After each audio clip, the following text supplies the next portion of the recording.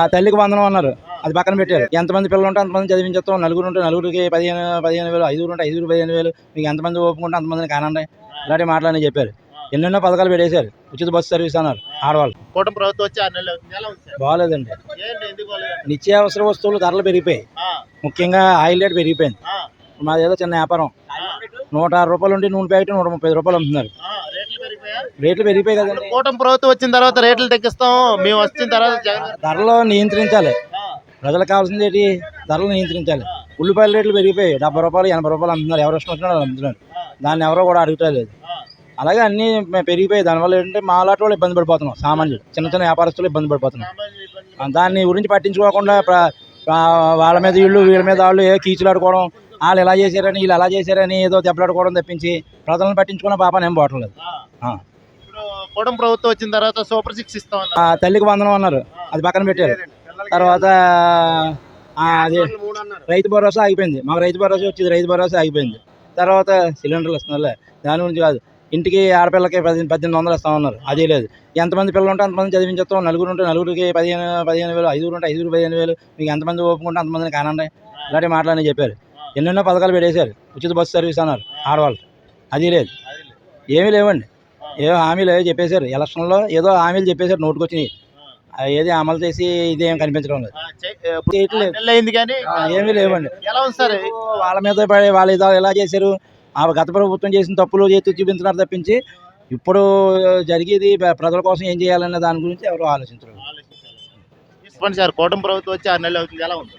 ఏముందన్నా బాబు, బేకిన్స్ పెళ్ళామో పొలం ఆడించేస్తున్నారు ఆట. అది గత జగన్ గారి ప్రభుత్వంలోనే బేకిన్స్ పెట్టాలన్నా కూడా ఎవడ కనపడేవాడు కాదు. అటు కూడా అన్నవాడు ఒక 80 టికెట్లు వేసుకుని వెళ్దామన్నా భయంగా ఉంటుంది. గత ప్రభుత్వమే చెప్పాలంటే గత ప్రభుత్వమే యాక్సిడెంట్ కొన్నది. ఈ ప్రభుత్వం ఎందుకు మనుషుల్ని ఏపేస్తున్నారు పట్టుకుని? ఈ ప్రభుత్వం కూటమి ప్రభుత్వం ఎందుకన్నా బాబు అనవసరం.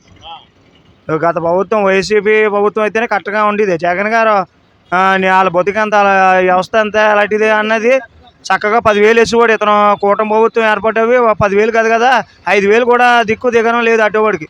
ఎవరో రోడ్డు మీద పడి ఎడుతున్నాం అంతే. సూపర్ 6 హామీలు ఇచ్చారు, ఏది అవుతానే అవుదు.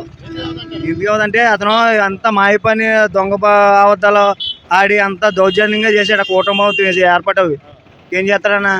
ఇతను ఏంటంటే ఇంట్లో ఎంతమందికి ఉంటే అంతమందికి వేస్తానండి. ఏది సూపర్ 6 అస్టల్ బ్యాప్ అయిపోయింది అంతే. చేయదు ఇంకా అవుదన్న. ఆటో వాళ్ళ పరిస్థితులు ఎలా ఉన్నాయి? ఏటైనా భయంగా ఉన్నది. బేకిన్స్పేటలు అన్నవాదికి జగన్ గారి ప్రభుత్వంలో ఎదురు పెన్ టికెట్లు కూడా ఎక్కించుకుని పోతుంటే జగన్ గారు ఏమన్నారు, వాళ్ళ బతుకులు ఎంత, వాళ్ళ భవిష్యత్తు ఎంత, పిల్ల పేపర్లతో బతకాలా అని పట్టించుకుని అతను గవర్నమెంట్ దృష్టిలో తీసుకెళ్ళాడు జగన్ గారు. ఇతను ఏంటి కూటమి ప్రభుత్వం ఎంతమంది ఉంటే అంతమంది ఏరు బారేమంటున్నాడు అంతే చంద్రబాబు నాయుడు గారు. కూటమి ప్రభుత్వం చాలా 100% మొత్తం బాధ పెడుతున్నారండి. ఎందుకు ఆటో వాళ్ళు ఇబ్బంది పెడతారు? ఇన్సూరెన్స్ అన్ని బండి అంతా కరెక్ట్గా ఉన్నా సరే వాళ్ళని మరీ బాధ పెట్టి సూదులు ఇచ్చి పొడిచినట్టు చేస్తున్నారండి, ఇబ్బంది పెడతారండి. మొన్న గత కుమారపురంలోనే ఎగ్గి జైల్లో పట్టు భయంగా ఉండి అడవులన్నీ పక్కన పెట్టేసామండి. ఏం చేస్తాం, అన్ని కరెక్ట్ ఉండి. కూటమి ప్రభుత్వం వచ్చిన తర్వాత ఉచితంగా ఇసుక ఇస్తా అన్నారు కదా? ఉచితంగా ఇస్తా అన్నారండి, మరి ఉచితం ఏదండి? ఇసుక లేదండి. ఉచితంగా అన్నాక అసలు ఇసుక దొరుకుతలేదు కదండి. అమౌంట్ కన్నా దొరకట్లేదండి. అమౌంట్ కన్నా దొరుకుతలేదు. దొరుకుతుంటే ఉన్నవాళ్ళు వేరేగా ఎక్స్ట్రా పెట్టుకుంటే లేబర్ లాంటి వాళ్ళు కొనుక్కుని కట్టుకోలేరు కదండి ఇల్లు. అలాగా ఆగిపోతుందండి, పనులు లేక మేమేమో ఇంటికాడ లేబర్ కూలికి వెళ్ళిన వాళ్ళు అందరూ కూడా కూటమి ప్రభుత్వం ఇబ్బంది పడుతున్నామండి.